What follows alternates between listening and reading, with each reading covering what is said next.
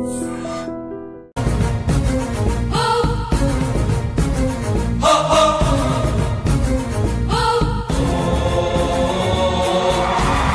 కళ్యాణ్ గారు వ్యాఖ్యలు చేశారు, వాలంటీర్ల ద్వారా వ్యభిచారం జరుగుతుందని, వాలంటీర్లు కిడ్నాప్లు చేస్తున్నారని. వాలంటీర్ల మీద మీ అభిప్రాయం? ప్రతిపక్షాల వాళ్ళ ఆరోపణలు అనేవి ఏమి ఒక్కటైతే చెప్తానండి,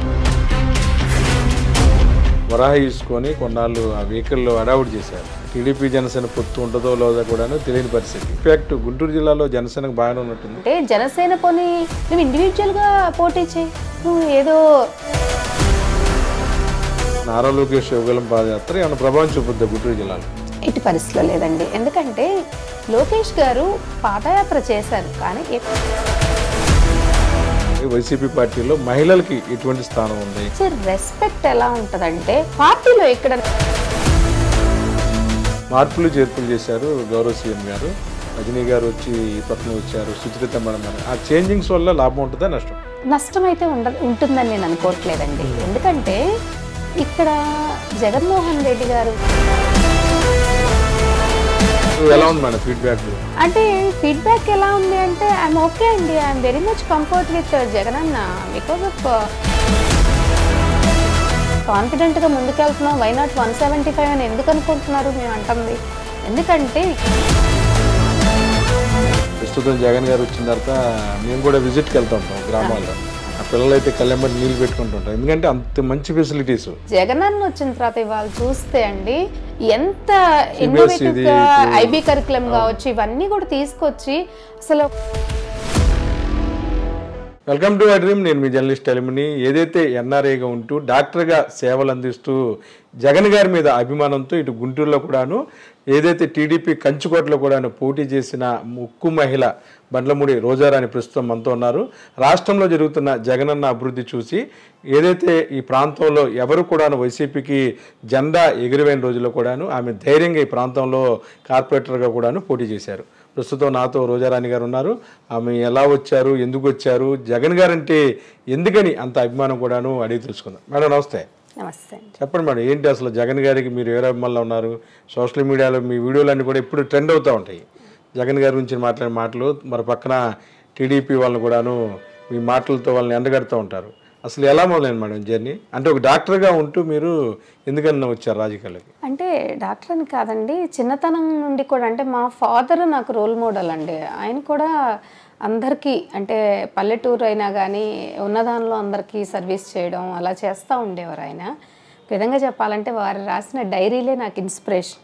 నేను చిన్నతనంలోనే మా నాన్నగారిని కోల్పోవటం జరిగింది. Is no more now. కాబట్టి ఏంటంటే మా మదరు ప్రతిదీ కూడా మాకు అంత ఫ్రీడమ్ ఇచ్చి ఇలా ఉండాలి, మీకంటూ ఒక ఇది ఉండాలి అని చెప్పేసి ఆ పాయింట్ ఆఫ్ వ్యూలో బాగా మమ్మల్ని ఇన్స్పైర్ చేస్తూ మా మదర్ కూడా చాలా సపోర్టివ్గా అన్ని రకాలుగా ఇచ్చేస్తూ ఉండేవారండి. ఆ క్రమంలోనే మేము ముగ్గురము, ఒక బ్రదరు, అన్నయ్య, చెల్లి, నేను అనమాట. ఏదైనా సరే అంటే చదువు ఉంటేనే ఏదైనా చేయగలం. మా మదర్ ఒక్కటే చెప్పేవాళ్ళు, మనకి ఇన్న కోట్ల ఆస్తులు ఉన్నా ఏదున్నా ఏది కూడా మనతో రాదు, ఒక చదువుకుంటేనే మీకు లైఫ్ ఉంటుంది, లేదా ఒక 10 మందికి ఇప్పుడు ఏదైనా మనం చేయగలుగుతాము అని చెప్పేసి మా మదర్ రిపీటెడ్గా మేము ఊహ తెలిసినప్పటి నుండి అదే చెప్తూ ఉండేవారండి. విధంగా చెప్పాలంటే మేము కూడా స్కాలర్షిప్స్ తెచ్చుకొని స్కాలర్షిప్స్తో మేము చదువుకున్న రోజులు కూడా ఉన్నాయి. కాబట్టి ఇవన్నీ నేను గ్రో అవుతున్న క్రమంలో ఏంటంటే స్కూల్లో కానివ్వండి, కాలేజ్లో కానివ్వండి, ఎలాంటి యాక్టివిటీ అయినా కానీ ముందుండేదాన్ని. అంటే లైక్ ఇనిషియేషన్ తీసుకొని మా టీచర్ కానీ సార్ కానీ ఏది చెప్పారో అందరినీ ఒక టీం వర్క్ చేయాలి అని చెప్పేసి లైక్ ఒక లీడర్ లాగా అనుకోండి. క్లాస్లో కానీ స్కూల్లో కానీ బాగా అలవాటు ఉందండి. ఎందుకంటే నాన్నగారు కూడా అలాగే బాగా ఇదిగా ఉండేవాళ్ళు. అట్లా నేను చిన్నతనం నుండి కూడా అట్లా ఇదవుతూ ఉన్నాను. ఆ క్రమంలోనే నేనేంటంటే కంపేర్ అంటే లైక్ చదువుకుంటూ కూడా ఏంటంటే అసలు ఏం జరుగుతున్నాయి, అసెంబ్లీలో ఏం జరుగుతుంది, పార్లమెంట్లో ఏం జరుగుతుంది, ఏ లీడర్ పొలిటీషియన్స్ ఎలా చేస్తున్నారు, అంటే అసలు పబ్లిక్కి ఏం చేస్తున్నారు వాళ్ళు, లేదా చెప్పింది చెప్పినట్టు వాళ్ళు చేస్తున్నారా లేదా, ఇవన్నీ ఆటోమేటిక్గా కంపేర్ చేస్తాం కదా. అలా మేము కూడా చేసుకుంటూ డిస్కస్ చేసుకునే వాళ్ళం ఫ్రెండ్స్ కూర్చొని. ఆ క్రమంలో నాకు రాజశేఖర్ రెడ్డి గారు చాలా బాగా మంచిగా అనిపించారండి. వారి పాదయాత్ర చేయటం కావచ్చు, ముఖ్యంగా రైతులకు కావచ్చు. ఎందుకంటే మా నాన్నగారు కావచ్చు, మా తాతలు గ్రాండ్ ఫాదర్స్ కావచ్చు, అవన్నీ cotton tobacco business. Bandlamudi Venkateswara Rao గారు అండి.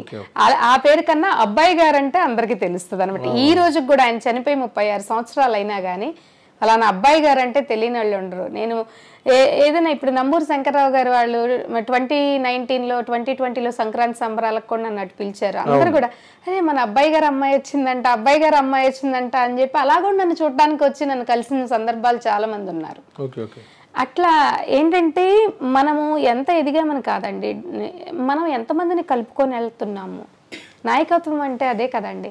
అలాగే ఆ నీడీ పీపుల్ ఎవరైతే ఏ అవసరాలతో ఉన్నారో మనకి చేతనైనంతలో మన స్టేజ్లో మనం వాళ్ళకి కొంత సపోర్ట్ చేయగలగాలి. ఇలాంటివన్నీ కూడా నేను చిన్నతనం నుండి చేస్తున్నాను. తర్వాత రాజశేఖర్ రెడ్డి గారు కూడా మహిళలకి పావలా వడ్డీలు కావచ్చు, రైతులకు ఉచిత విద్యుత్ కావచ్చు, ఇలాంటి స్టూడెంట్స్కి ఫీజు రీయింబర్స్మెంట్. అందరికీ అర్థం కాదు ఏంటంటే మీరు కమ్మ సమాజ వర్గానికి చెందిన మహిళ, నాన్నగారి బ్యాక్గ్రౌండ్ కానీ వీళ్ళందరూ చూస్తే పెద్ద కమ్మవారు అంటారు కదా మామూలుగా ఊర్లో, అలాంటి వారు ఎందుకని జగన్ గారికి ఫాలోవర్స్గా మారారు? ప్రత్యేకించి ఈ కమ్మ సామాజిక వర్గం అధికంగా ఉండే ప్రాంతాల్లో కార్పొరేటర్గా ఎందుకు పోటీ చేయాల్సి వచ్చింది? ఏంటి ఇప్పుడు కమ్మగా పుట్టడం అనేది ఒక గాడ్ క్రియేషన్. అది పలానా కులంలో పుట్టడం అనేది భగవంతుడి సృష్టి అండి. అది అంటే ఇప్పుడు అలా అంతే. ఒకప్పుడు కులాలకి సంబంధించినటువంటి రాజకీయాలు చేస్తూ ఉండేవారు. కానీ మీరు ఇందాక నన్ను అడిగారు కదా, మీరు కమ్మ సామాజిక వర్గం, దట్టు జగన్మోహన్ రెడ్డి గారి గవర్నమెంట్లోకి ఎందుకు వచ్చారు అంటే, నేను కులం మతము ఇవన్నీ నేను డే 1 మేము చిన్నతనం నుండి మా ఫ్యామిలీ నుండి కూడా మాకు ఇళ్లలోకి మాకు కూలి పనులకు వచ్చేవాళ్ళు, ఎస్సీలు ఎస్టీలు అట్లా పాలేరులుగా అసలు మేము మా పక్కన కూర్చోబెట్టి మాకు మా అమ్మమ్మ కానీ మా నానమ్మలు కానీ అన్నాలు పెట్టేవాళ్ళు. మేము మా చిన్నతనం నుండి మా ఇంట్లో అదే చూస్తున్నాం, కులాలకు అతీతంగా మతాలకు అతీతంగా మా గ్రాండ్ పేరెంట్స్ నుండి. అలాంటప్పుడు ఇప్పుడు జగనన్న వచ్చిన తర్వాత ఏ కులం అనేది కాదండి అక్కడ. నిజంగా మనం అనుకున్నది మనం అక్కడ జరుగుతుందా లేదా? పబ్లిక్ కావాల్సింది ఏంటి? ఒక లీడర్ అనేవాడు ఏంటంటే చెప్పింది చెప్పినట్టు పబ్లిక్కి సర్వీస్ చేయగలుగుతున్నాడా, కావాల్సినవి ఫుల్ఫిల్ చేయగలుగుతున్నారా లేదా? అలా ఒక నాయకుడు అనేవాడికి ఏంటంటే ముందు మన మీద విశ్వాసం ఉండాలి పబ్లిక్కి. ఇవన్నీ కూడా కొంత ట్రాన్స్పరెన్సీ, విశ్వసనీయత అనేది నేను రాజశేఖర్ రెడ్డి గారి దగ్గర చూసానండి. తర్వాత అదిగోండి ఆ బుక్స్ కూడా ఉన్నాయి, పాదయాత్ర బుక్స్. రాజశేఖర్ రెడ్డి గారి కలెక్షన్ ఉంటుంది నా దగ్గర. ఆ తర్వాత అదే సేమ్ థింగ్ నేను వాళ్ళ నాన్నగారు చనిపోయిన తర్వాత జగన్మోహన్ రెడ్డి గారు ఎన్ని స్ట్రగుల్స్ ఫేస్ చేశారో, అయినా ఒంటరిగా ఓదార్పు యాత్ర మొదలుపెట్టి మళ్ళీ అక్కడ కూడా చేయనివ్వకుండా ఆయన్ని ఎంత స్ట్రగుల్ చేశారో, మళ్ళీ ఆయన అట్లా కాదని చెప్పి మళ్ళీ వచ్చి పాదయాత్ర ద్వారా అసలు ఎంత హార్ట్ టచింగ్ మూమెంట్స్ అంటే పాదయాత్ర అవి కొన్ని ఎన్నోసార్లు నేను అంటే అవి రిపీటెడ్గా చూస్తుండేదాన్ని. కొన్ని చోట్లకు నేను కూడా వెళ్ళానండి, 1-2 ప్లేసెస్. కానీ జగనన్న అప్పుడేం నేను కలవలేదు. కొన్ని మా ఫ్రెండ్స్ ఊర్లకు అలాగా ఆయన పాదయాత్ర సందర్భంలో వస్తున్నప్పుడు చూశాను. ఎప్పటికప్పుడు నెట్లో ఫాలో అవుతూ ఉండేదన్నమాట. ఆయనకి అసలు స్కిన్ చేతుల మీద అంతా ఎలర్జీస్ వచ్చేసి ఇలా బ్లీడ్ అవుతున్నా కూడా ఆయన పక్కనున్న అఫీషియల్ ఆఫీసర్స్ అన్న సార్ ఎందుకు అనే సందర్భాలు ఉండే కానీ లేదు. కమిట్మెంట్ అంటే కమిట్మెంట్, పంక్చువాలిటీ అంటే పంక్చువాలిటీ. ఆ డెడికేషను డిటర్మినేషన్ ఏదైతే నేను చూసానో, అంటే మేము చిన్నతనం నుండి ఇంట్లో చూస్తూ ఏదైతే పెరుగుతూ పైకి వచ్చామో అది ఒక నాయకుల్లో నేను చూసానండి. ఆ ట్రాన్స్పరెన్సీ కావచ్చు, ఏదైనా డిటర్మినేషన్తో వర్క్ చేయటం కావచ్చు. కాబట్టి ఏంటంటే మోరోవర్ నేను ఒక సర్వీస్ సెక్టార్లో ఉన్నాను, సోషల్ రెస్పాన్సిబిలిటీ తీసుకొని ఇవన్నీ కూడా ఒక ఎన్హాన్స్ చేయాలి. దట్టు గుంటూరులో నా చిన్నతనం నుండి నా బ్రాటప్ అంతా ఎవ్రీథింగ్ ఇక్కడే. కాబట్టి ఏదొకటి జగనన్న గవర్నమెంట్లో I want to do something for the society అనే దీంతో ఏంటంటే నేను ఇంక వేరే ఏమీ ఆలోచించలేదండి. Just it's a span of pinch moment అనమాట. అసలు నేను ఫస్ట్ మా మదర్కి చెప్పాను, అమ్మ ఇలాగా ఎలక్షన్లో కంటెస్ట్ చేయాలనుకుంటున్నానంటే ఐ ఫన్ అనేసి అడిగింది. ఇట్స్ ఫన్ అనేసి అడిగారు అనమాట మా మదర్. ఏంటి జోక్ చేస్తున్నావా అని. నో ఇట్స్ సీరియస్ మా అని చెప్పేసి అన్నాను. అప్పుడు నా ఎలక్షన్ కార్డు ఎత్తుక్కొని అలా చేసి నేను అట్లా వేశానండి. చాలా యాదృచ్ఛికం అనమాట నేను పాలిటిక్స్లోకి రావడం అనేది. అది చాలా ఫీడ్బ్యాక్. అంటే ఫీడ్బ్యాక్ ఎలా ఉంది అంటే ఐఎమ్ ఓకే అండి, I'm very much comfort with Jagananna. Because of ఎందుకు అంటే ఫస్ట్ నేను నామినేషన్ వేసిన తర్వాత కొన్ని స్ట్రగుల్స్ అయితే ఫేస్ చేశానండి. ఎలాంటి అండి? అంటే లైక్ నేను నామినేషన్ వేసిన తర్వాత అనుకోకుండా కోవిడ్ రావటం జరిగింది. ఆ కోవిడ్లో నేను ఇంటికి కూడా ఒక 40 టన్నుల వెజిటబుల్స్ కావచ్చు. డివిజన్ 33 37వ డివిజన్ అండి. అంటే like Brindavan Gardens, Lakshmipuram, Chandramouli Nagar, Ramannapeta, around ఒక 10,000 ఏంటండి. బాగా ధనవంతులు అయితే ఏంటండి, ధనవంతులు అంటే ఇట్స్ ఎ సోషల్ కాజ్. ఒక కోవిడ్ అనేది అది మామూలు విషయం కాదు. నా మోటో ఏంటంటే నా డివిజన్ని కోవిడ్ రహిత డివిజన్గా ఉంచాలి. కాబట్టి దీంతో ఏంటంటే పాంప్లెట్స్ వేయించి విగరస్గా ఒక 15 మెంబర్స్ ఎంప్లాయీస్ని నేను హైర్ చేసుకొని ఇక్కడ నా రుక్మిణి షాపింగ్ మాల్ అని ఉంటే వెజిటబుల్స్ అన్నీ మార్నింగ్ రైతుల దగ్గర నుండి డైరెక్ట్గా కొనుక్కొచ్చట్టు రైతుని బెనిఫిట్ చేశాను. ఒక 15 మెంబర్స్ ఎంప్లాయీస్కి నేను రిక్రూట్ చేసుకొని డైలీ బేసిస్ మీద వాళ్ళకి డైలీ 300 పే చేసేదాన్నండి. ఇక్కడ శానిటైజ్ చేసి మొత్తం ప్యాక్ చేసి మా షోరూమ్ వ్యాన్లో వేసుకొని మా బ్రదరు, నేను, మా ఫ్రెండ్స్ అందరం ఒక టీమ్గా ఇంటింటికి వెళ్ళేవాళ్ళం అండి. ఇంటింటికి లిటరల్గా 3 నెలలండి. నేను వెళ్ళినప్పుడు నన్ను కొంతమంది నువ్వు అసలు ఏంటి ఇలా ఎందుకు చేస్తున్నావు అని చెప్పి కూరగాయలు కూడా నేను తీసుకోలే. 1 టైం తీసుకోలే, 2 టైమ్స్ తీసుకోలే. లిటరల్గా 6 సార్లు కూరగాయలు పంచానండి. 2 సార్లు ఆనియన్స్, 2 సార్లు ఫ్రూట్స్ పంచా, 2 సార్లు 3 సార్లు తీసుకోలే. తర్వాత నేను వస్తున్నాను అంటే గేట్ దగ్గరకు వచ్చి నుంచున్నారు. నా వ్యాన్ని ఎలో చేయని వాళ్ళు కూడా వచ్చి మన అమ్మాయి వస్తుంది రండి అని చెప్పేసి తర్వాత నన్ను కలుపుకొని పోయారు. ఎందుకు అంటే నేను ఒక సర్వీస్ మోటోతో, అంటే లైక్ నా ఆలోచన అక్కడ పార్టీలకు అతీతంగా చేశానండి. సర్వీస్ అనేది అందరికీ అవసరమే. ఆ కోవిడ్ లో బయటికి రావాలంటే వణికిపోయారు. అలాంటి టైంలో నేను బయటకు వచ్చాను. నేను దేన్ని లెక్క చేయకుండా ప్రజల కోసం ఆలోచిస్తూ ఇంత చేశాను కాబట్టి మా వాళ్ళు ట్యూన్ అయ్యారండి. ఇంకొకటి, నేను ఇక్కడ నామినేషన్ వేసినప్పుడు జెండా పట్టుకున్న నాదుడే లేదు వైఎస్ఆర్ కాంగ్రెస్ పార్టీ. అలాంటిది నేను ఒక గట్టి అంటే లైక్ 10,000 సుమారు ఓటర్స్, 9,360 ఓటర్స్ ఉన్నారండి. ఒక అరౌండ్ 50% ఓటర్స్ ఓటింగ్ జరిగింది, వచ్చారు, ఓటింగ్ సెన్సెస్ జరిగింది. కోవెలమూడి రవీంద్ర గారికి నాకు కొంతే తేడా అండి. అసలు డిపాజిట్స్ రావు అని చెప్పి నన్ను హేళన చేసిన వాళ్ళు ఉన్నారు. అలాంటిది దాదాపు నేను 2,000 ఓట్లు నేను వైఎస్ఆర్ కాంగ్రెస్ పార్టీకి ఫస్ట్ టైం నేను కంటెస్ట్ చేసినా కానీ తీసుకురాగలిగాను. 4,600 ఓట్లకి నేను దాదాపు 1,850-1,900 ఓట్లు నేను తీసుకొచ్చానండి.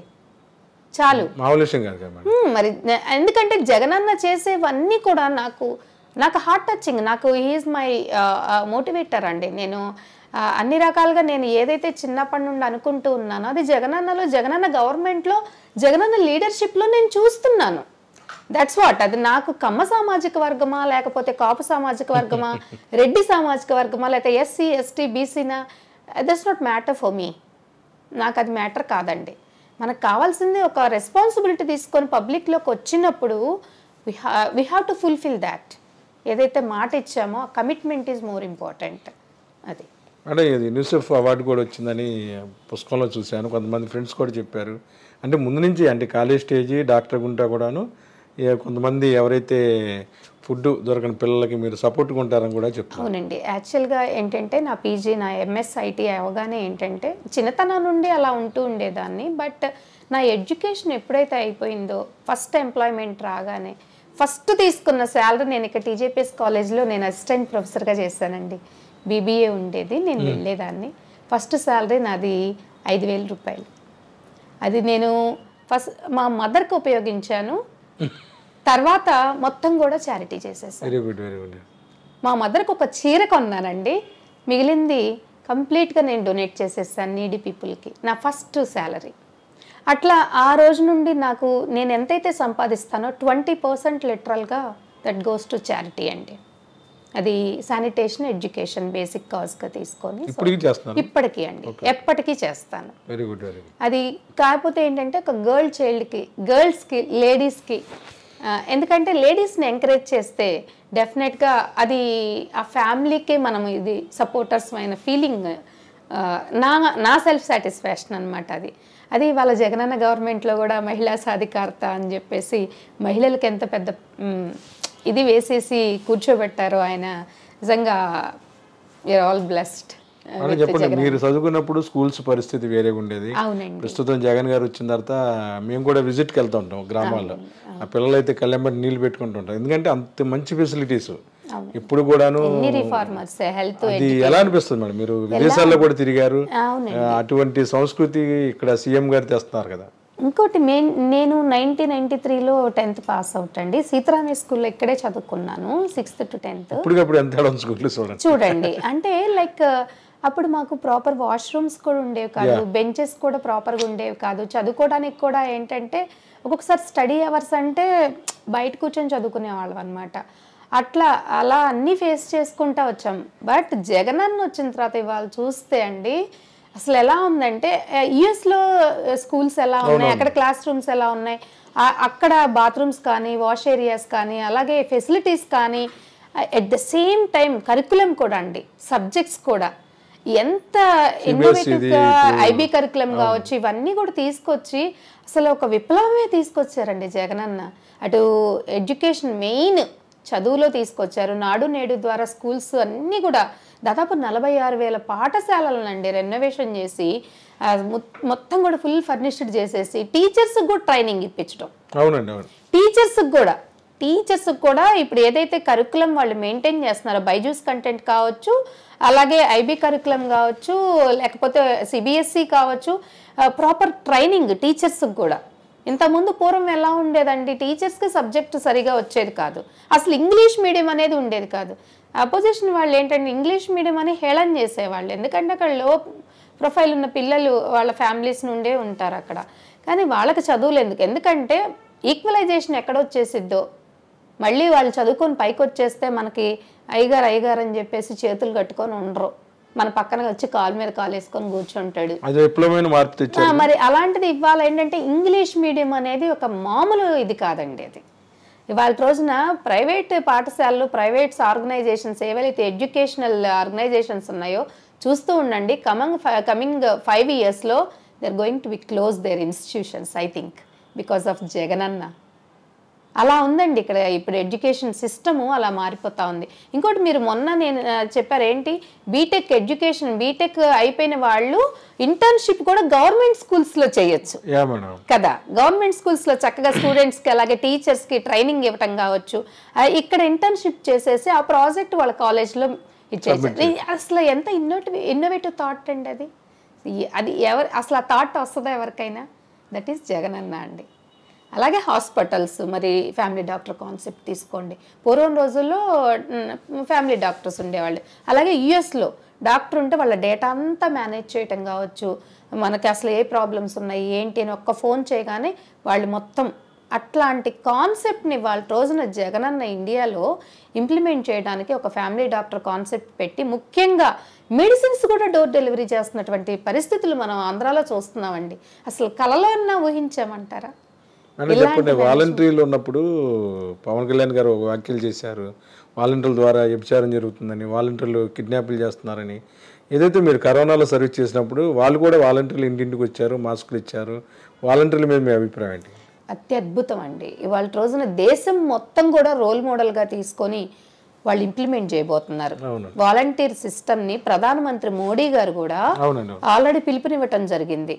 ఆల్రెడీ కొన్ని స్టేట్స్లో ఫాలో అయిపోతున్నారు. రిమైనింగ్ కూడా మిగిలిన వాళ్ళు కూడా they are ready to start సచివాలయస్ volunteers, they are going to be open. So ఏంటంటే ప్రతిపక్షాల వాళ్ళ ఆరోపణలు అనేవి ఏమండి, ఒక్కటైతే చెప్తానండి, ప్రతి దానిలో పాజిటివ్ నెగిటివ్ ఉంటుంది కదా. పాజిటివ్ నెగిటివ్ ఉన్నప్పుడు ఏంటంటే 100% మనం అందరినీ సాటిస్ఫై చేయలేము. ఒక పని ముందుకు వెళ్తున్నామంటే గుంజుడు వ్యవహారాలు చేసేవాళ్ళు ఉంటారు, కానీ ఎక్కువ మందికి ఏది ఉపయోగపడుతుంది, ఎక్కువ మంది ఏంటి అనేది మనం మెజారిటీ ఆఫ్ థింగ్స్ మనం కన్సిడర్ చేయాలి. కానీ ఎవరో ఒకళ్ళిద్దరు వచ్చేసి కామెంట్ చేస్తున్నారనో, ఇద్దరు వచ్చి వెనక్కి మనం లాగుతున్నారనో చూస్తే సిస్టమ్ డెవలప్ అయ్యేది ఎప్పుడు, సమాజం బాగుపడేది ఎప్పుడు? అంతే కదండి. ఆల్రెడీ మనది డివైడ్ అయిపోయి కాంగ్రెస్ పుణ్యమా అని డివైడ్ అయిపోయింది. ఎంటీ హ్యాండ్స్తో వచ్చేసాము. దీన్ని ఎలా డెవలప్ చేసుకోవాలి, ఎన్ని రకాలుగా మనం ముందుకెళ్తే మనము రాబోయే రోజుల్లో ఫాస్ట్గా గ్రో అవ్వగలదు ఇది అని చెప్పేసి అలా మనం కార్యాచరణ చేసుకోవాలి. కానీ ఇంకా ఏదో మూసు పద్ధతులు ఫాలో అవుతూ ఉంటే కష్టం అండి. జనరేషన్ గ్యాప్ ఎవ్రీ 10 yearsకి మారిపోతూ ఉంటుంది. థింకింగ్ మారిపోయింది, మనుషుల మెంటాలిటీస్, వాళ్ళ dressing, eating habits, way of thinking, everything, వాళ్ళ లైఫ్ స్టైల్ అన్నీ మారిపోయాయి. అలాంటప్పుడు మన లీడర్ ఎలా మనం అప్రోచ్ అయ్యి ఎలా ముందుకు తీసుకెళ్ళాలి, అది కూడా చాలా ఇంపార్టెంట్. దానిలో మొట్టమొదటి స్టెప్పే జగనన్న సచివాలయ వ్యవస్థ అండి. ఇవాళ రోజున ఎంప్లాయ్మెంట్ ఇచ్చారా, దాదాపు 1,50,000 మందికి ఎంప్లాయ్మెంట్ ఇచ్చేసినట్లేగా. గ్రాడ్యుయేట్స్కి కులం చూడలా, మతం చూడలా, ఏమీ చూడలా, దానిలో రాజకీయాలు కూడా చూడలేదు. ఎగ్జామ్ పెట్టి ఒక ట్రాన్స్పరెంట్గా ఇంటర్వ్యూ తీసుకొని మరి వాలంటీర్స్ని అపాయింట్ చేసినటువంటి పరిస్థితి మనం చూస్తున్నాం. అలాగే కాదు, ఒక మేనేజ్మెంట్ని కూడా స్ప్లిట్ చేశారు. స్ప్లిట్ చేయడం వల్ల ఏమైంది, వాళ్ళ రోజున స్పాన్ ఆఫ్ లిటిల్ టైంలో, తక్కువ టైంలోనే మనం ఏం చేయాలనుకున్నామో మనం చేంజ్ చేయొచ్చు. It's a kind of team work అండి. It's a kind of team work. Team work లేనిది మనం ఏదైనా ప్రాజెక్ట్ ఇది చేయాలంటే టీం వర్క్ లేకుండా నేను ఒక్కదాన్నే చేసుకుంటా కూర్చుంటే రీచ్ అవ్వగలనా? కాబట్టి జగనన్న ఫాలో అవుతుంది అది. అట్లా ఆయన తీసుకున్న ప్రతి డెసిషన్ కూడా అండి, ప్రతిదీ కూడా ఒక ఇన్నోవేటివ్. ఇంకో మోరోవర్ ఆయన ఎలాంటి డెసిషన్స్ తీసుకున్నా ఈ గత 5 సంవత్సరాల నుండి మీరు గమనించండి, ఒక పొలిటీషియన్గా ఆయన ఆలోచించి తీసుకున్న నిర్ణయాలు చాలా తక్కువ అండి. ఎక్కువ వెల్ఫేర్ గురించే ఆలోచించారు, అలాగే మన రాష్ట్ర అభివృద్ధి గురించి ఆలోచించారు. కానీ ఇంకా దేని గురించి ఆయన అయితే ఒక రాజకీయ నాయకుడిలాగా అయితే ఆలోచించారని నేను చెప్పనండి. That's what I'm really proud of our CM. అంటే చెప్పండి, అమరావతి రాజధాని ఉంది, గుంటూరు చెందిన వాళ్ళు ఉన్నారు, అంటే ఈ ప్రభావం ఈ జిల్లా మీద పడే అవకాశం ఉంటుంది కదా, అదేమన్నా మీరు బయటకు వెళ్ళినప్పుడు ఫ్రెండ్స్కైనా అలాగైనా డిస్కషన్ చేశారా? 2024లో అది గెలుపు ఓటముల మీద ఏమైనా ప్రభావం చూపుద్దా? ఎట్టి పరిస్థితుల్లో ప్రభావం చూపదండి. అనుకుంటారు అంతే, మౌత్ పబ్లిసిటీ. ఎందుకంటే ఇన్వెస్ట్ చేసిన వాళ్ళు ఉంటారు. ఏమండి, 1,00,000 రూపాయలు లేకపోతే 5 లక్షలు ఉన్న 1 ఎకరం భూమిని నువ్వు 5 కోట్లు చేసేస్తే, ఒక స్టెప్లో ఉన్నాడు ఏకంగా 20 స్టెప్లో ఎక్కించినట్టు. ఇప్పుడు 1,00,000 అలాగే ఉంది రేటు. కానీ ఏమవుతుందంటే కావాలని హైప్ చేశారు. ఏంటంటే అక్కడ ఇన్వెస్ట్ చేసిన వాళ్ళు వాళ్ళ రోజున ఏడుస్తున్నారు, అమ్ముకున్న వాళ్ళు హ్యాపీగా ఎంజాయ్ చేస్తున్నారు. కాకపోతే ఏంటంటే ఇవాళ రోజున ఒక అమరావతి రాజధాని అనగానే, ఇప్పుడు రాజధాని అంటే డెవలప్మెంట్కి మనం అన్ని రకాల రిసోర్సెస్ ఉండాలండి, ట్రాన్స్పోర్ట్ ఉండాలి, మనం వెళ్ళటానికైనా లేదా ఫారినర్స్ మన దగ్గరికి రావాలన్నా. సెలక్షన్ తప్పంటారా చంద్రబాబు చేసింది? చంద్రబాబు నాయుడు గారు అప్పుడే వైజాగ్ అని పెట్టుంటే చాలా బాగుండేదండి. అంతే, అంటే నా పర్సనల్ ఒపీనియన్, నా పర్సనల్ ఒపీనియన్ అండి. ఎందుకంటే అది 3 పంటలు పండే వ్యవసాయ భూమి అండి. అది తీసుకెళ్ళి నువ్వు పొలాల్లో పెడితే ఇన్ఫ్రాస్ట్రక్చర్ డెవలప్ చేయాలా, roads, lighting system, drainage, buildings, everything. అదే అన్ని ఏదైతే ఫెసిలిటీస్ ఉన్నాయో వైజాగ్ లాంటి ప్లేస్లో పెడితే మనకేమవుతుంది, పోర్ట్స్, ట్రాన్స్పోర్ట్, ఇంపోర్ట్కి కానీ ఎక్స్పోర్ట్కి కానీ అంతా బాగుంటుంది. అలాగే most of the people are educated there, అన్ని వనరులు ఉన్నాయి మనకి అక్కడ గనక అప్పుడే సిబిఎన్ గారు గనక పెట్టేసి ఆయన అప్పుడు గవర్నమెంట్ నడిపించి ఉన్నట్లయితే చాలా వరకు బాగుండేదేమో అని నా పర్సనల్ ఒపీనియన్ అండి. అప్పుడు ప్రతి ఒక్కళ్ళు కూడా కొంచెం, చాలా మంది మనం ఆ మాట మాట్లాడితే రాజధాని విషయంలో మళ్ళీ తిడతారు, కానీ అక్కడ జరిగిందంతా కూడా వేరు. అవునండి, కాకపోతే ఏంటంటే ఇప్పుడు తెలుసుకున్నారు కదా, డెఫినెట్ గా అందరికి కూడా కళ్ళు తెరుచుకున్నారు, చక్కగా ట్రాన్స్పరెంట్ గ్లాసెస్తో చూస్తున్నారు. ఇప్పుడు మైండ్ కూడా కరెక్ట్గా పాజిటివ్గా థింక్ చేసి, అరే ఎంత దెబ్బ పడింది, నిజమే కదా అని చెప్పి ప్రాక్టికల్గా థింక్ చేసి నిజాలు తెలుసుకున్నారండి ఇప్పుడు. కాబట్టి అది పెద్ద ఇంపాక్ట్ అవుద్దని అనుకోవట్లేదు. అంతెందుకంటే మా మేనమామ కూడా 100 ఎకరాల పైన కొన్నాడు అక్కడ. మరి 100 ఎకరాల పైన కొన్నాడు, మరి మేమెంత ఇది అవ్వాలి అట్లా అనుకుంటే? అది అంటుంది ఏంటంటే ఒక్కసారిగా హైప్ ఇచ్చేసేసి అవన్నీ చేస్తే ఏంటంటే ఆ పర్టికులర్ మూమెంట్లో కొంచెం డిసప్పాయింట్మెంట్ ఉంటుంది. కానీ ప్రాక్టికల్గా ఎప్పుడైతే థింక్ చేయడం మొదలు పెడతామో, ఇప్పుడు జగనన్న గవర్నమెంట్లో ఇప్పుడు మేమంతా కాన్ఫిడెంట్గా ముందుకెళ్తున్నాం. వై నాట్ 175 అని ఎందుకు అనుకుంటున్నారు మేము అంటుంది? ఎందుకంటే ఏదైతే చెప్పామో అది చేసాము. ఇక్కడ ఎంతో ట్రాన్స్పరెంట్గా జగనన్న రాష్ట్రాన్ని పరిపాలించారండి. మోరోవర్ ఒక రాజకీయ నాయకుడిలాగా కాదు, నిజం చెప్పాలంటే ఎంతో విశ్వసనీయతతో ఆయన చెప్పినట్టు ముఖ్యంగా పేదరిక నిర్మూలన కూడా జగనన్న వచ్చిన తర్వాత తగ్గిందని చెప్పుకోవాలి. అలాగే డెవలప్మెంట్స్ కూడా ఇప్పుడు కోవిడ్లో 2.5 సంవత్సరాలు వేస్ట్ అయిపోయిందండి. ఇంకా ఆయన పాలించింది 2 సంవత్సరాలు 2.5 సంవత్సరాలే కదా. ఈ 2.5 సంవత్సరాల్లోనే అన్ని రకాలుగా అన్నిట్లోనూ కొంచెం కొంచెం డెవలప్మెంట్ మనం చూసాము. ముఖ్యంగా ఏదైతే విద్య, వైద్యము, మహిళా సాధికారత ఉన్నాయో బాగా డ్రాస్టిక్ చేంజెస్ వచ్చాయి. ఇంకా మనకి ఈవెన్ వనరులు కూడా మనం సమకూర్చుకోవడంలో కూడా కొంతవరకు ఏంటంటే ముఖ్యంగా మానవ వనరులు మనకి ఏదైతే గాడ్స్ గిఫ్ట్ ఉందో వాటిని ప్రొటెక్ట్ చేసుకునే క్రమంలో కూడా మనం ఎప్పటి నుండో రాజశేఖర్ రెడ్డి గారు స్టార్ట్ చేసి మళ్ళీ మధ్యలో ఆగిపోయినటువంటి ప్రాజెక్ట్స్ను కూడా వరగశిల ప్రాజెక్ట్ కావచ్చు, ఇలాంటి కొన్ని ప్రాజెక్ట్స్ వెలుగొండ కూడా ఇదైంది. సో ఇలాంటివన్నీ ఈవెన్ ఇంక ఇప్పుడు ఇది పోలవరం కూడా రేపు ఖరీఫ్కి 2025 ఖరీఫ్కి రెడీ అవ్వబోతోంది. మరి ఇలాంటి సిచ్యువేషన్స్లో జగన్ అన్న ఇంత లో బడ్జెట్లో కూడా ఇంత తక్కువ టైంలో ఇన్ని చేయగలిగారంటే ఫుల్ ఫ్లెడ్జ్డ్గా ఆయనకి ఒక మంచి ఇది ఉంటే రాబోయే రోజుల్లో ఎంత అండి. నాకైతే ఒక స్ట్రాంగ్ కాన్ఫిడెన్స్ ఉందండి. రాబోయే 5-10 సంవత్సరాల్లో ప్రతి ఒక్కళ్ళు కూడా ఒక రోల్ మోడల్గా మన ఆంధ్రాన్ని అయితే తీసుకుంటారు. ఏదైతే మనం వీఆర్ ప్రౌడ్ ఆఫ్ ఇండియన్ అని అంటామో, we are proud of Andhra people అని చెప్పేసి డెఫినెట్గా మనం వింటాము, ఫీల్ అవుతాం కూడా. అదైతే నేను చెప్పగలనండి. అంటే చెప్పండి, మామూలుగా మీరు డాక్టర్గా ఉన్నారు, ఐటీ ప్రొఫెషనల్ ఉన్నారు, తర్వాత దీనికి సంబంధించి ఏంటంటే పొలిటికల్గా ఎంట్రీ ఇచ్చారు కదా రాజకీయాల్లో ఉన్నప్పుడు. అన్ని పార్టీలు ఒకలా ఉంటాయి. వైసీపీ పార్టీలో మహిళలకి ఎటువంటి స్థానం ఉంది, వాళ్ళు మాట్లాడే విధానం ఎలా ఉంటుంది, పార్టీ ఆఫీస్లో ఎలా రెస్పెక్ట్ ఇస్తారు, మీరు కంఫర్టేనా అని? కంపారిటివ్లో చూస్తే అండి ఓపెన్గా చెప్పాలంటే నేను వచ్చిన తర్వాత అంటే నా ఎక్స్పీరియన్సెస్ మాత్రమే చెప్తాను. ఎందుకంటే నేను నామినేషన్ వేశాను, అప్పిరెడ్డి గారికి ఫస్ట్ చెప్పాను, అమ్మాయి నువ్వు ఎందుకమ్మా శుభ్రంగా డాక్టర్ ఉద్యోగం చేసుకోక, ఎందుకమ్మా బిజినెస్లో ఏయో చేసుకోక అని అన్నారు. లేదండి నేను సర్వీస్ చేయాలనుకుంటున్నాను. సరే అయితే అన్నాను. అలా వేశానండి. వేసి ఎప్పుడైతే నేను కంటెస్ట్ చేశానో అందరూ కూడా వాళ్ళు ఇచ్చే రెస్పెక్ట్ ఎలా ఉంటుందంటే అమ్మ రోజమ్మ, చెల్లెమ్మ ఇలాగే పిలుస్తారు పార్టీలో. ఇక్కడ నన్ను ఎవరైనా రోజమ్మ, అప్పిరెడ్డి గారు ఉంటే రోజమ్మనే అంటారు, గిరి గారు ఉంటే రోజా గారు అంటారు. ఇక మనోహర్ నాయుడు గారు అయితే చెల్లెమ్మ అని పిలిచేది, నన్ను రోజా అని పిలవరండి, చెల్లెమ్మ అంటే. మహిళలకి బాగా రెస్పెక్ట్ ఉంటుంది. అందుకేనండి ముఖ్యంగా జగనన్న మహిళా సాధికారత తీసుకొచ్చి మహిళలకే పట్టం కట్టబెట్టారు. అలాంటప్పుడు ఏంటంటే స్వతహాగా మాకు లోకల్గా ఉన్న లీడర్స్ కూడా చాలా రెస్పెక్ట్ ఇస్తారండి. ఇప్పుడు నేను సెంట్రల్ ఆఫీస్కి వెళ్తూ ఉంటాను, అక్కడ కూడా ఏంటంటే రోజా గారు అనే మాట్లాడతారు, లేకపోతే మేడం. అంతేగాని నేనైతే ఇప్పటి వరకు ఎలాంటి బిట్టర్ సిచ్యువేషన్ నేను ఫేస్ చేయలేదండి మా పార్టీలో. అలాగే టీడీపీలో చెప్పరు కదా, అందరూ పాజిటివ్ గానే మాట్లాడతారు. అవును. మోరోవర్ ఏంటంటే ఇప్పుడు సజ్జల గారి దగ్గరికి వెళ్ళాం అనుకోండి, కలవడానికి సార్ నమస్తే అనగానే ఏమో బైకమ్మాయి బాగున్నావా అంటారు. బైకమ్మాయి అంటే నేను ఎప్పుడైతే మహిళలకి 50% రిజర్వేషన్ అప్లికబుల్ చేశారో జగనన్న, నేను కార్పొరేషన్ ఎలక్షన్స్ కన్నా ముందే 2020లో 300 బైక్స్తోనండి మహిళా బైక్ ర్యాలీ చేశాను. Very good.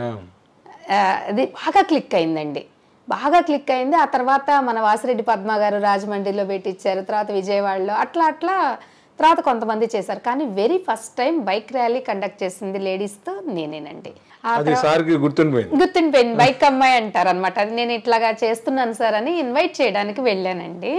సెంట్రల్ ఆఫీస్లో వారి బ్లెస్సింగ్స్ తీసుకోవడానికి వెళ్ళినప్పుడు ఇంకా అప్పటి నుండి నన్ను బైక్ అమ్మాయి అంటారు, లేదంటే రోజమ్మ అంతే. రెస్పెక్ట్. సాయి రెడ్డి గారు అయితే ఏమ్మ రోజా, ఎవరైనా అండి చాలా రెస్పెక్ట్ ఇస్తారు. అది గ్రేట్ కదా. అది చాలండి. రాజకీయాల్లో సినిమాలో చూపించే విధానం చూస్తే వేరేగా మాట్లాడతారు, వేరే బిహేవ్ చేస్తారు అని ఉంటుంది.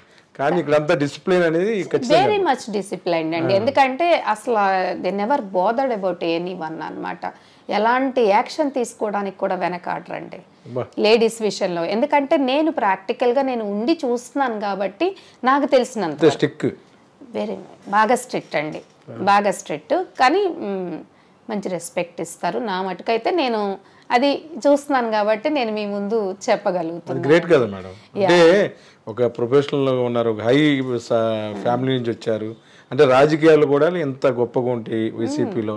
మహిళల పట్ల ఎంత మర్యాద ఉంటుంది అనేది చెప్పడం గ్రేట్ కదా, నేను అదేనండి, అది చూడటం కూడా గ్రేట్. నేను అసలు ఇందాకటి నుండి మీకు 2 times ఇప్పటికి చెప్పాను, జగన్ అన్న ఒక పొలిటీషియన్ లాగా కాదండి, ఆయన ఒక ప్రొఫెసర్ లాగా, లైక్ ఒక ప్రొఫెసర్ లాగా, లేకపోతే ఒక టీమ్ లీడ్ లాగా, ఒక ప్రాజెక్ట్ మేనేజర్ లాగా, అలా రకరకాలుగా కనిపిస్తారు అంతే. ఒక టీం వర్క్ చేస్తున్నాం, మా అందరికి ఆయన లీడర్ అంతే, ఒక టీం లీడ్. అలా ఆయన ఏది చెప్పారంటే ఆ కింద వాళ్ళు మా అందరికి స్ప్లిట్ చేస్తారు వర్క్, అది మేము ఫాలో అవుతాము. సో అట్లా ఇప్పుడు నేను వచ్చిన తర్వాత అతి తక్కువ టైంలోనే ఒక స్టేట్ పొజిషన్ ఇచ్చేసారు నాకు. ఇప్పుడు ఏం మేడం ఫోటో? నేను ఏపీ స్టేట్ మహిళా జాయింట్ సెక్రటరీ అండి. Very good. బట్ కాకపోతే స్పోక్స్ పర్సన్ రోలే ప్లే చేస్తున్నానని చెప్పుకోవాలి. సోషల్ మీడియాలో ఎక్కువ కనబడుతుంది. అవునండి, డెవలప్మెంట్ అంటే లైక్ జగన్ అన్న అంటే కరెంట్ అఫైర్స్ కావచ్చు, అలాగే డెవలప్మెంటల్ స్టాటిస్టిక్స్ కావచ్చు, what are the things, what are the developments takes place under good governance of YSR Congress party అని చెప్పేసి నేను ఎవ్రీథింగ్ లైక్ ఏంటంటే ఎడ్యుకేట్ చేయడానికి ట్రై చేస్తున్నానండి. మేడం చెప్పండి, నారా లోకేష్ యువగలం పాదయాత్ర ఏమైనా ప్రభావం చూపుద్దా గుంటూరు జిల్లాలో? ఎట్టి పరిస్థితిలో లేదండి, ఎందుకంటే లోకేష్ గారు పాదయాత్ర చేశారు కానీ ఎపిసోడ్స్గా చేయడం అదొక ఫస్ట్ మైనస్. అంటే ఆయాసం అలా వస్తాయి కదా. అంటే మేబీ ఆ అబ్బాయి కొంచెం సుకుమారి కదండి, కష్టపడ్డాడు కాదు. మేడం మీరు సుకుమారిగా పెరిగారు, కరోనాలో సర్వీస్ చేశారు, పొలిటికల్ గా తిరుగుతున్నారు. చెప్తున్నానండి, మీరు అడిగినందుకు చెప్తున్నా. జగన్ గారు కూడా బాగున్నెత్తి గోల్డ్ స్పూన్, అంతే.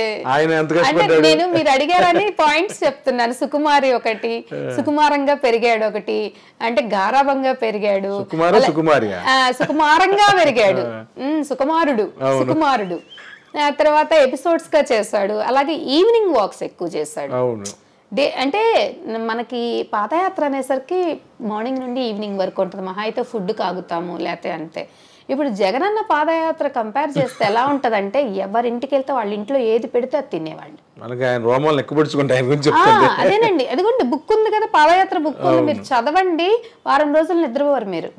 జగనన్న పాదయాత్ర అంత ఇన్స్పైరింగ్ గా ఉంటుంది అన్నమాట. వాళ్ళు ఏది పెడితే అది తింటాం, ఏది చెప్తే అది, అసలు ఎక్కడంటే అక్కడ, అంటే అతి సామాన్యుల్లాగా అలా చేసిన వ్యక్తి అండి పాదయాత్ర అంటే అది.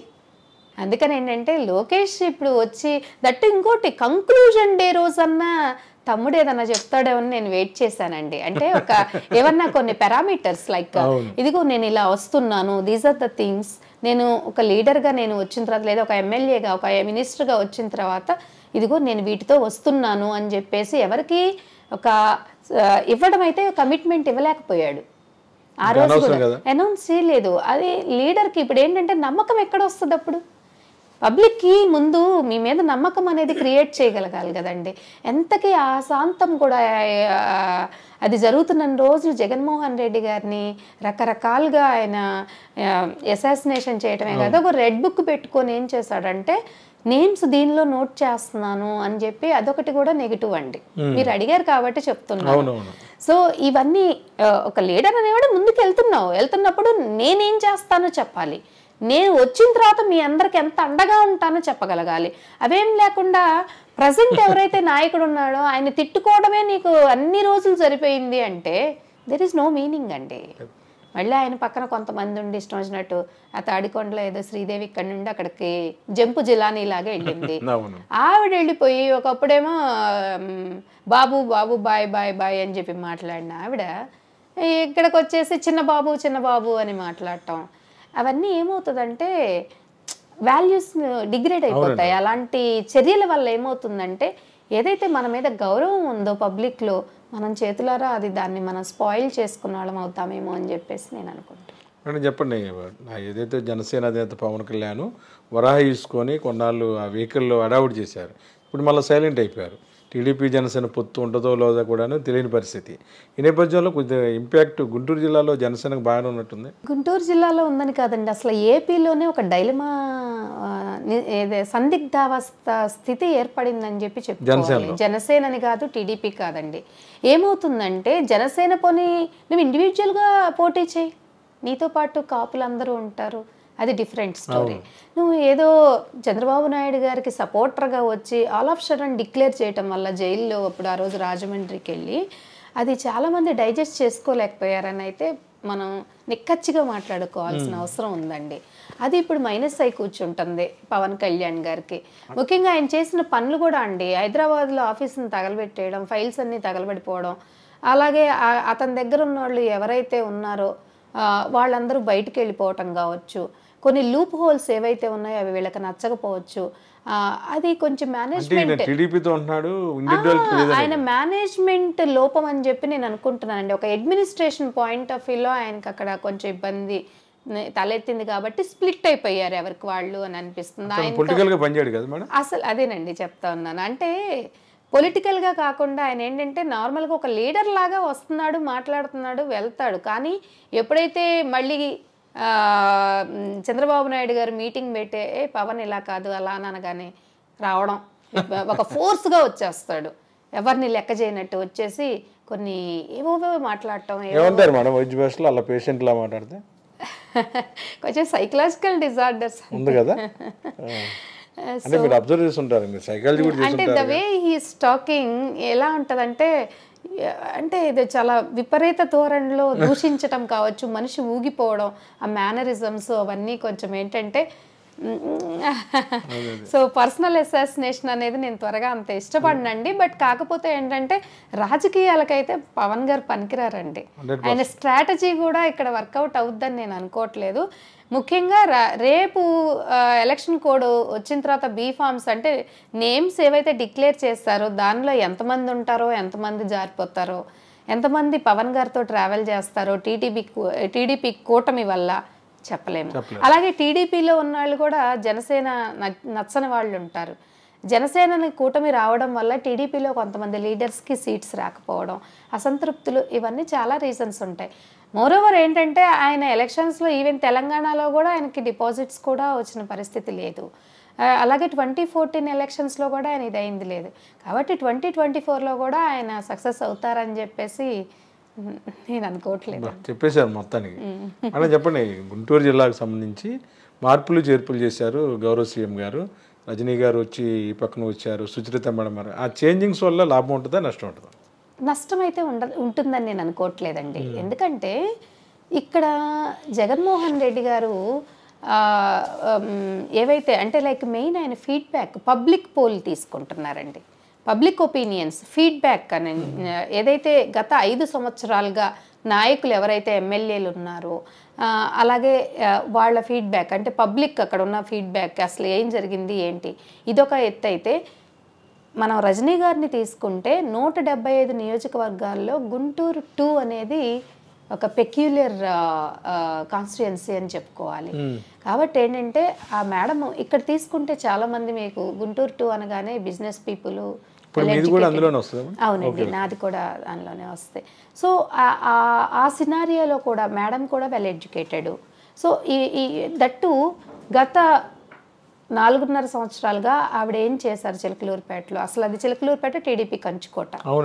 పుల్లారావు గారు ఆయనకి మంచి టైట్ ఫైట్ ఇచ్చేసి కంచుకోటని బ్రేక్ చేసేసారు. అది ఇవాళ రోజున ఇక్కడ కూడా అదే కాన్సెప్ట్తో ఒక విధంగా చెప్పాలంటే టార్గెట్ అనమాట. 175 నియోజకవర్గాల్లో ఇక్కడ గెలిస్తే 175 మేము క్లీన్ స్వీప్ అండి, అంతే. మాకైతే ఆ కాన్ఫిడెన్స్ ఉంది. ఇంకా మనకి సుచరిత మేడం అంటే ఆ మేడం ఎప్పటి నుండి ఎలా చేస్తున్నారో చూస్తానే ఉన్నాం. పత్తిపాడులో ఆవిడ ఎలా చేశారో, కాబట్టి ఇప్పుడు తాటికొండ అప్పచెప్పారనమాట. అట్లా ఎక్కడున్న వాళ్ళని ఎక్కడ వేసిన స్ట్రాటజీ ఒకటేనండి. ఇప్పుడు జగన్మోహన్ రెడ్డి గారికి కాన్ఫిడెన్స్ లేనిది మార్పులు చేర్పులు అయితే చేయరు కదా. సో ఏంటంటే ఒక గేమ్ మనం విన్ అవ్వాలంటే ఇట్స్ కైండ్ ఆఫ్ గేమ్ అంతే. ఇప్పుడు 1 2 3 4 5 అని చెప్పి సీరియల్ నెంబర్స్ ఇచ్చినప్పుడు ప్లేయర్స్కి ఎవరు బాగా ఆడతారో వాళ్ళని ముందు పంపిస్తాం, అప్పుడే మనం విన్ అయ్యే ఛాన్సెస్ ఉంటాయి. కాబట్టి ఏంటంటే ఈ క్రమంలో జగన్మోహన్ రెడ్డి గారు చేస్తున్నటువంటిది అయితే డెఫినెట్గా సూపర్ సక్సెస్ అవుతుందని అయితే నాకు కాన్ఫిడెన్స్ ఉందండి. అని చెప్పండి, మొత్తానికి మీరు రాజకీయంలో ఉంటున్నారు అంటే కమ్మ సామాజిక వర్గం తరపున ఏమైనా గుంటూరు జిల్లాలో ఎప్పుడైనా సీఎం గారు అవకాశం ఇస్తే వెళ్ళే అవకాశం ఉందా పొలిటికల్గా ఎదరికి, అంటే ఎమ్మెల్యే కావచ్చు ఏమన్నా? ఏదైతే జగనన్న ఏదైతే బాధ్యత, ఇప్పుడు నాకు స్టేట్ మహిళా జాయింట్ సెక్రటరీ ఇచ్చారు, ఆల్రెడీ నేను కమిటీస్ వేయటం కావచ్చు, ఫస్ట్ ఓటర్స్ని ఎంకరేజ్ చేసి వాళ్ళని ఎలా ముందుకు అంటే వాళ్ళకు ఒక రెస్పాన్సిబిలిటీని నేను ఎలాగా అనేసి ఓట్ అనేది ఏంటి అని చెప్పేసి ఇవన్నీ కూడా నేను ఆల్రెడీ క్యాంపెయినింగ్స్ చేస్తూ ఉన్నానండి ఇంటర్నల్గా, పర్టికులర్గా గర్ల్స్. నేను ఫస్ట్ నుండి అదే చెప్తా ఉన్నాను. సో మోర్ ఓవర్ ఇప్పుడు మనము ఏదైతే ఈ సర్వేస్ వస్తున్నాయో మ్యాక్సిమం చూస్తే మనం అప్ టు 60 to 65%, 60% అయితే షూర్గా మహిళలే అందరూ కూడా సపోర్ట్ చేస్తున్నారండి. నా కాన్సెప్ట్ ఏంటంటే 80% మహిళలని, అంటే ఇంకా 20% యాడ్ ఆన్ అవ్వాలి అట్లీస్ట్. నా టార్గెట్ మగోళ్ళు కూడా కావాలి. మహిళా ఓటర్స్ తీసుకుంటే మహిళా ఓటర్స్ 8% ఎక్కువ మంది ఉన్నారు. 8,000 మహిళా ఓటర్స్ ఎక్కువ మంది ఉన్నారండి. కాబట్టి ఏంటంటే ఇవాళ రోజున మహిళలకు ఇంత చేసి వాళ్ళకంటూ ఒక ఐడెంటిటీ, ఒక ఇది ఇచ్చారు. కాబట్టి డెఫినెట్గా మహిళలందరం కూడా జగనన్నతోనే. కాబట్టి ఆ క్రమంలో నేను ఏంటంటే ఇప్పుడు మహిళా ఓటర్స్ని కొంచెం ఇనిషియేషన్ తీసుకొని నా పరిధిలో నేను ఎంకరేజ్ చేయటం, భవిష్యత్తులో మీకు ఏమైనా అవకాశం ఇచ్చి ముందు పెట్టి ఏమైనా ఇలా చేయండి అంటే డెఫినెట్గా చేస్తాను. ఎలాంటి బాధ్యత నాకు జగనన్న అప్పచెప్పినా, రాష్ట్రంలో ఎక్కడ అప్పచెప్పినా, ఏది అప్పచెప్పినా కానీ నా శక్తి వంచన లేకుండా నేను కష్టపడతాను. ఇస్తారనుకుంటున్నారా? ఇస్తే well and good, no problem. I'm ready to do anything for YSR Congress party. All the way I'm trying to do my level best under YSR Congress party good governance, అంతే. కాబట్టి ఏంటంటే anything, any responsibility I'm ready to take it. Madam, చివరిగా చెప్పండి, వైసీపీలో వచ్చిన తర్వాత Telugu Desam party నుంచి ఎవరైనా సరే మిమ్మల్ని ర్యాగింగ్ చేయవచ్చు, ఎవరైనా వేరేగా మాట్లాడవచ్చు, అటువంటి సంఘటనలు ఏమైనా ఉన్నాయా?